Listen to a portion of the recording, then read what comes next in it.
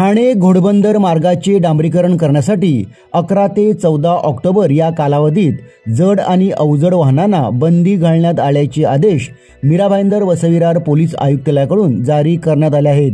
त्यामुळे मुंबई अहमदाबाद महामार्गावरून होणाऱ्या वाहतुकीमध्ये मोठा बदल करण्यात आला आहे। कशी असेल 3 दिवस महामार्गावरील वाहतूक व्यवस्था ते आपण या व्हिडिओच्या माध्यमातून पाहणार आहोत।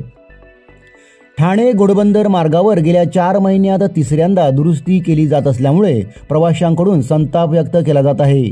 ठाण्याच्या घोडबंदर मार्गावरील गायमुख ते वर्सोवा चौक पर्यंत सुमारे 4.5 किलोमीटर लांबीचा रस्ता ठाणे जिल्हाधिकाऱ्यांकडून मीरा भाईंदर महापालिकेला हस्तांतरित करण्यात आला आहे। त्यामुळे या रस्त्याची देखभाल आणि दुरुस्तीची जबाबदारी महापालिकेवर आहे।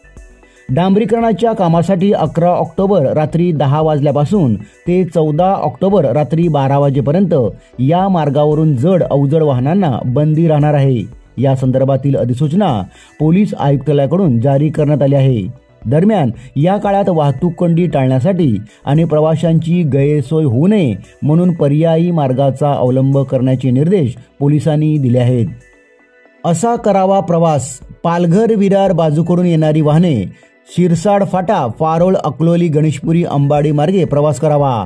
पालघर वसई बाजूकडून येणारी वाहने चिंचोटी कामन खारबाव अंजूर फाटा भिवंडी मार्गे प्रवास करावा।